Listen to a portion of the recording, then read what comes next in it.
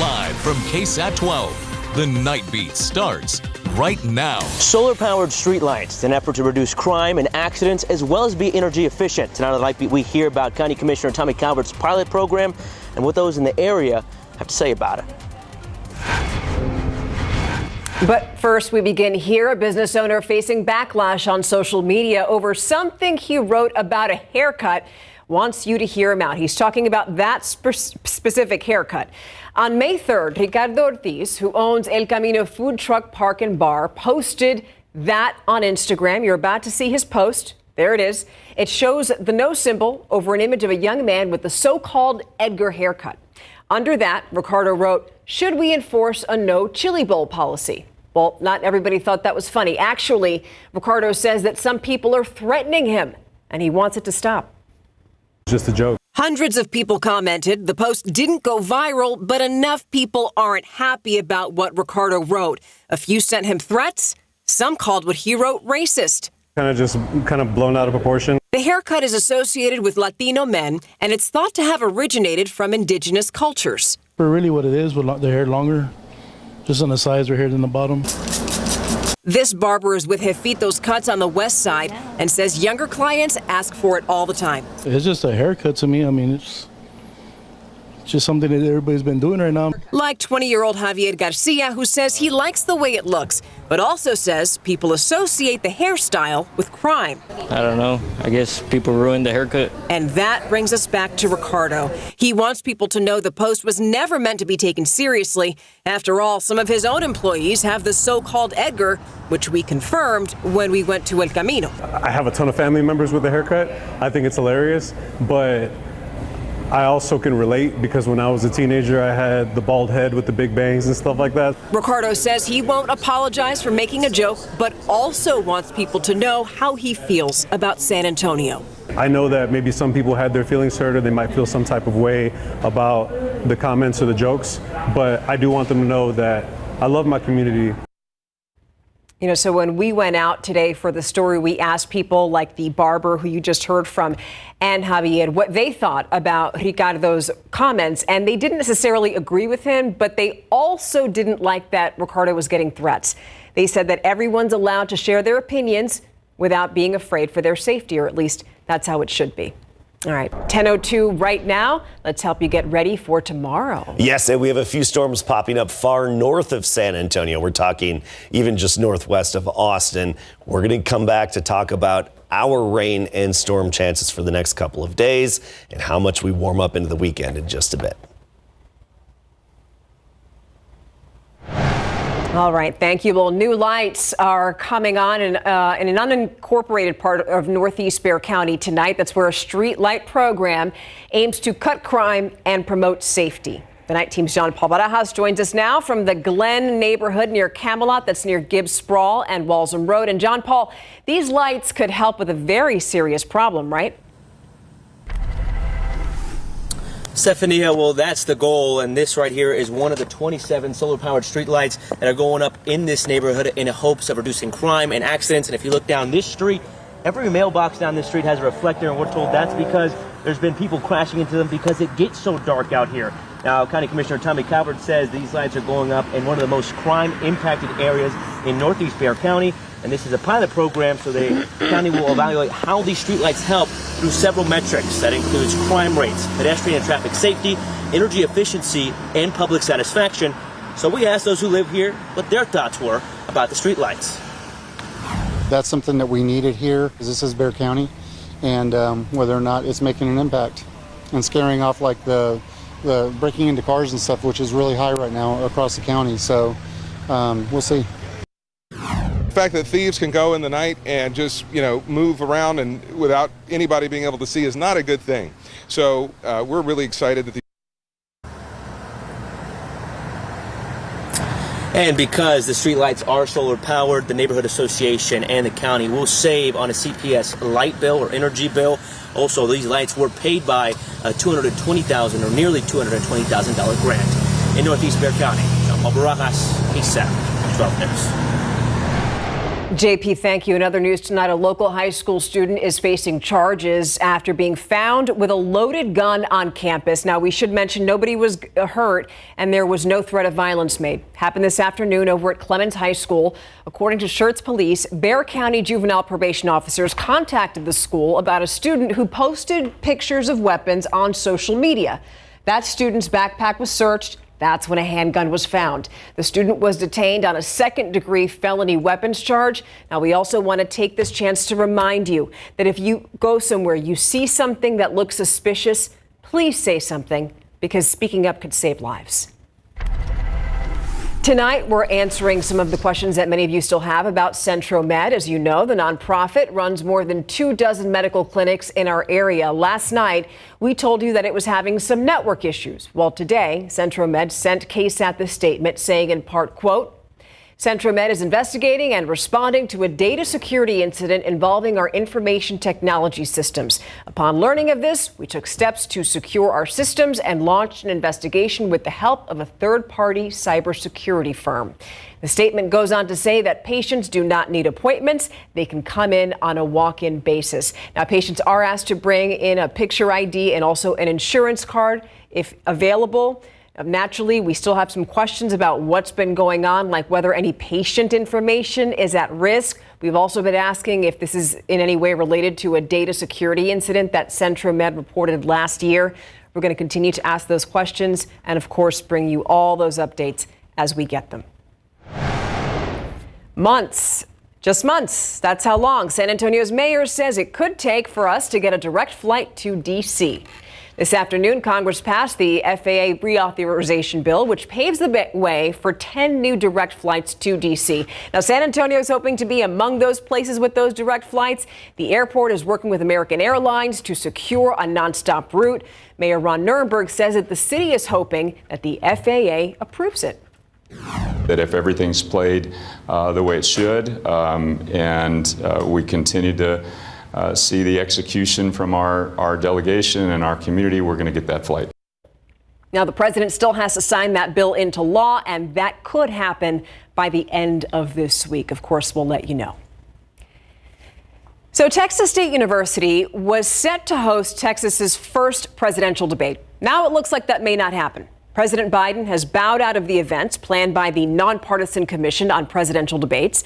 Instead, his campaign has proposed 2 debates with former President Donald Trump, who accepted the offer via a post on Truth Social. So CNN is going to host a debate June 27th in Atlanta, while ABC is going to host the second debate September 10th. Now, the network has not yet said where exactly that's going to happen. We reached out to Texas State when we heard that President Biden wouldn't be making the trip. The university sent a statement back saying, quote, we're aware of the latest developments surrounding the presidential debates. We're working closely with the Commission on Presidential Debates as we assess the situation. A former high school football player who tackled a referee is not going to go to jail. 22-year-old Emmanuel Duron pleaded no contest to an assault charge. Video shows the 2020 incident when Duron tackled the referee after he was thrown out of the game. Duron played for Edinburgh High School at the time. He's now going to spend a year on community supervision, pay a fine, and he has to maintain a job during that time. You could read the full story right now over on KSAT.com. He represents the largest congressional district in Texas, but to get to a third term, Republican Tony Gonzalez faces a challenge within his own party. Gonzalez brought in the most votes in the March primary among District 23's 6 candidates, but the problem is he didn't cross that 50% threshold, which you need. So now voters are going to choose between Gonzalez and the candidate with the second most votes in that primary, and that's that gentleman, Brandon Herrera. The Bexar County Republican Party chair endorsed Herrera. Gonzalez has faced criticism over some of his votes, but as he told our Steve Spriester, he's not just working for his own party. I live here. I'm raising my children here. I am vested. I grew up here. I grew up in this district, and it's my job to deliver for us. We have enough comedians in Congress. We don't need any more clowns. We need serious legislators that maybe don't always get it right, but they're always willing to put their fight, and they're always willing to get into the fight and ultimately deliver. We tried several times to get in touch with Brandon Herrera's campaign, but we never got a response. You could watch the entire Spriester sessions with Congressman Tony Gonzalez right now. Just scan that QR code on your screen or check it out on KSAT.com. New funding for an old project. This is what the Las Palmas Library looks like right now. It's closed down for construction. But coming up tonight in the Nightbeat, we're talking about how a 7-year-old project is getting new funding and how the city plans to spend it.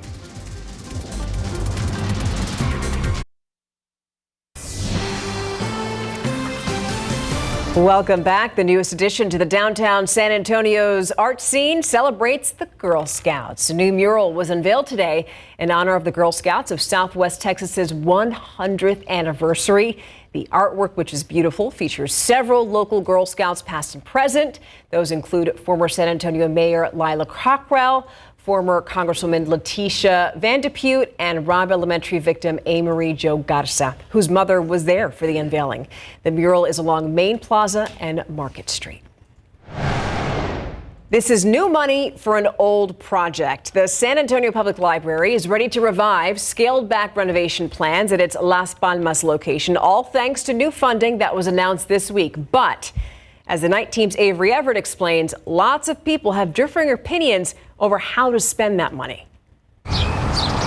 It's in dire need of renovations. 7 years of headaches, now met with hope for those who rely on the Las Palmas Library. I see nothing but progress happening now with the renovation project. This library has been closed down for construction for more than a year, but progress is happening on this project. Fencing along the front of the library has now been removed, and new photos show the inside taking shape. Work is expected to wrap up in early 2025, but the project has faced construction delays and budget cuts. To see things being chipped away, it really upset us. In March, the San Antonio Public Library Board of Trustees voted to scale back renovations. But this week, the library announced an additional $385,000 in funding. We are very excited to bring more resources to the Las Palmas project. The money comes from the HEB Foundation and a federal appropriation pushed by Representative Joaquin Castro. The question now, how is it going to be spent? We need some type of shading on the glass. We definitely need something that's going to help our people be comfortable. Community meeting on the Las Palmas. Those residents are among dozens who spoke in person and online during a community meeting. I also wanted to know, all focused on what to do with that money. SAPL recommends adding back 3 items: a solar shade system, meeting room support space, and landscaping. We want something to really be meaningful and substantial for the community. And now it's just learning the next steps. That's right. This still has to be approved by the Library Board of Trustees at its meeting later this month. But neighbors say it's a step in the right direction. It's supposed to be a jewel when they open. To get this project completed and the Las Palmas Library back open. Avery Everett, KSAT 12 News. Now let's look ahead and talk about this weekend. The weekend's routine Loop 1604 closure is really anything but routine. TxDOT is fully closing Loop 1604 westbound and eastbound between La Cantera Parkway and Stone Oak Parkway. That closure, my friends, is going to start Friday night at 9. For a map and more details of that massive closure, just scan that QR code right there that you see on your screen. Trust me, we'll help you get around. All right, I know. The growing the groans pains. from Adam. All right, so let's talk Growing about pains. tomorrow. Storm chances? Yes, we do have some storm chances. We're going to wake up to a damp and soggy morning. Hopefully your voice will sound a little better than mine with whatever I'm fighting out there. I don't know. I'm not the only one going through it. I know that much. Damp morning commute. We're talking drizzle, some sprinkles, and light showers. Then we have some later in the day storm chances, afternoon and evening. Sunny and hot then this weekend. We have a narrow window of opportunity to squeeze in some rain and even a few downpours, and that's tomorrow and even early on Friday. Otherwise, it's high and dry with a lot of sunshine and actually a little summer-like. So notice those rain chances between 30 and 40% throughout the day. First part of the day, that's that light activity. We're talking sprinkles, very light showers. Later in the day, it's the chance of storms. The activity so far today has been up in the Panhandle and even parts of New Mexico and Oklahoma. Seen some activity. We had some severe thunderstorms in the Panhandle. Not far from my favorite city in Texas. Where's the best place to hide? right there in plain view. I can't help it. Dad joke. It's such a dad joke, right? I'll be here all night. Our next system, the upper level component, I should say, is off to the west near Phoenix. That's this counterclockwise upper level swirl. That's going to push our way and help throw some upper energy at us. The thing is, most of it is going to be in North Texas and then moving to East Texas. This, however, the Futurecast, I think, is a good illustration of what to expect in the morning. Low clouds, dreary, gloomy, and damp, but not really much to show for it. So insignificant moisture, more nuisance than anything. As we go through the morning, storms develop in North Texas. Now here's the key as you watch this Futurecast. You're going to notice the vast majority of the action north of our area. However, keep in mind what the models often don't pick up on are outflow boundaries from those storms to the north. Those outflow boundaries get kicked southward and generate new storms. And that's one thing that we could very well see tomorrow afternoon and then even into the evening and nighttime hours. Of course, it's that time of year. Can't rule out severe thunderstorms. Whenever you have thunderstorms pop in this time of year, there's almost always a chance of something becoming strong to severe, with localized hail and straight line winds up to 60 miles per hour, the primary threats. That's especially just north of San Antonio, but a good chunk of the Lone Star State from West Texas all the way into Louisiana as well. Then Friday morning, we have another little chance at 30%. We could see a few thunderstorms popping up the first part of the day. All right, you look outside right now. You don't really see much in terms of the low clouds. This is going to look very different tomorrow morning on GMSA. You'll see little droplets on the cam.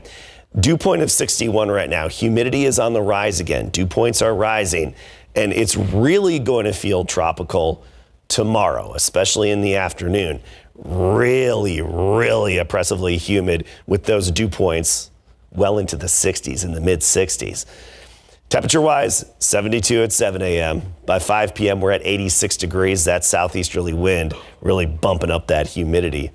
Del Rio's still making it to the triple digits tomorrow. Eagle Pass 98, 89 Pleasanton, 84 Stone Oak and Von Army, a high of 86. As I mentioned before, once we get into the weekend, high and dry, nothing but sunshine, 97 the high temperature Saturday and Sunday. I mean, I do think some parts of our viewing area will see their first triple digits so far this year as we get into the weekend and early next week. I feel like I need to sing some Barry White or something over this live KM. Let's get sports on with Larry. Yeah. I feel like we need a fireplace going, right? something like that. I apologize. Well, you know, speak fireplace, maybe fall weather, time to talk football. But hey, you were telling me you're not really much of a planner, but I bet you feel better now knowing when the boys are going to be playing. You're right. I'm not much of a planner, but it is great that the NFL schedule is out, and I know when the Cowboys and the Houston Texans are going to play. And in fact, they're going to face each other this season. And Lou softball, they are World Series bound once again. Coming up.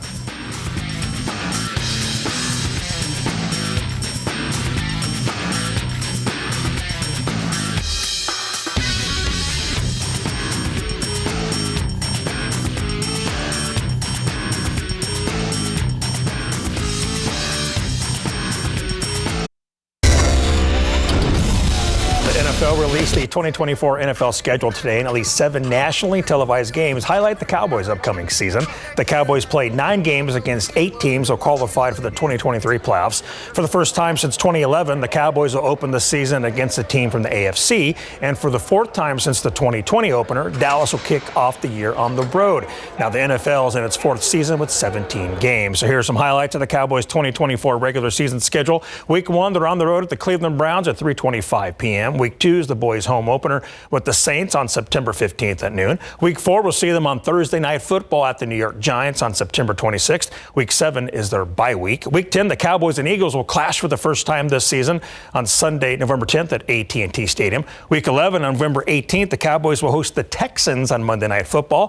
Thanksgiving, the Cowboys will host the Giants at 3:30 in the afternoon. And in Week 18, they'll close out the regular season on January the 4th or 5th at home with the Commanders. Time to be determined. The streaming service Netflix announced a 3-year partnership with the NFL to broadcast Christmas Day games live this year. Netflix will air 2 games on December 25th, and that doubleheader will feature the Kansas City Chiefs at the Pittsburgh Steelers in the first matchup, followed by the Baltimore Ravens at the Houston Texans for the second game. And speaking of, your reigning AFC South champion Houston Texans will play 6 total nationally televised games, marking the most in franchise history. Their primetime schedule will be highlighted by 2 Sunday night football contests at home in NRG Stadium, marking the first time the team has hosted 2 Sunday night football matchups since 2012. And the Texans will appear in front of a national audience on a Monday, Thursday, Saturday, and Wednesday of the season. So here are their highlights of their 2024 schedule. Week 1, Sunday, September 8th, they'll open at the Colts at noon. Week 2 is a Texans home opener when they host the Bears on Sunday Night Football. Week 7, Sunday, October 20th, the Texans will play at the Packers at Lambeau Field. Week 11 is their Monday night showdown with the Cowboys. Week 14 in early December, the Texans will get their bye week. On Saturday, December 21st, they'll play at the Super Bowl champion Chiefs at noon. Then 4 days later on Christmas Day, the Texans will host the Ravens at 3:30 p.m. And the Texans will close out the regular season Sunday, January 5th at the Titans. Now you can find both the Texans and Cowboys schedules on KSAT.com on the sports page. In regards to the schedule release, J.J. Watt posted this earlier today. What the players look for: the first game, the bye week, a Thursday night game, and any other games that may disrupt routine recovery, and possible weather games such as Buffalo in December and Miami in September. Our Lady of the Lake starting pitcher Cassie Valdez helped the Saints advance to the NAIA Softball World Series today. Bottom 5, no score, runner on for Valdez, and she hits a high fly ball to left field that just sneaks over the fence for a 2-run shot and a 2-0 lead. She also struck out 9 batters in another complete game to earn the dub, and the Saints shut out Hope International 2-0, advancing to the NAIA World Series for the 2nd consecutive season. I think both dugouts realized that one run could be the difference. And so the fact that it was her big fly and the fact that it just got over, I mean, it was, I'll be excited to watch it later on tape. I was really just being aggressive. I was ready for anything she was going to throw over the plate, and luckily it just happened to go over, but I was just trying to hit the ball hard. She hit that, I mean, and the whole dugout just went all out. We were so excited. We were like, she did it again, you know? The main goal is to win a championship. It's so, indescribable to be back in this position again. The World Series begins Thursday, May 23rd in Columbus, Georgia. The Central Catholic baseball team wins it all after the break. The Central Catholic baseball team is bringing home state hardware. You're looking at the final out, followed by the Buttons celebrating their TAPS Division I baseball championship today. And it comes 40 years to the day that the school last won a baseball state championship. Central Catholic beats Concordia Lutheran 4-3 to win it all at the University of Texas at Arlington. Congratulations to the Buttons. Out at Wolf Stadium at 11 this morning, the Missions were hosting the CC Hooks. Top of the 8th, check out Missions left fielder Cole Cummings running to his right and diving to catch the ball for an out. Nice defense. One of a handful of those turned in by the Missions today. But the Hooks win this one 5-4 in 10 innings, dropping San Antonio to 15-18. And in the majors today, the Astros beat the Athletics 3-0, and the Rangers won in a shutout as well, beating the Guardians 4-0. And that's how you finish a sportscast. There you go. Thank you. We'll be right back.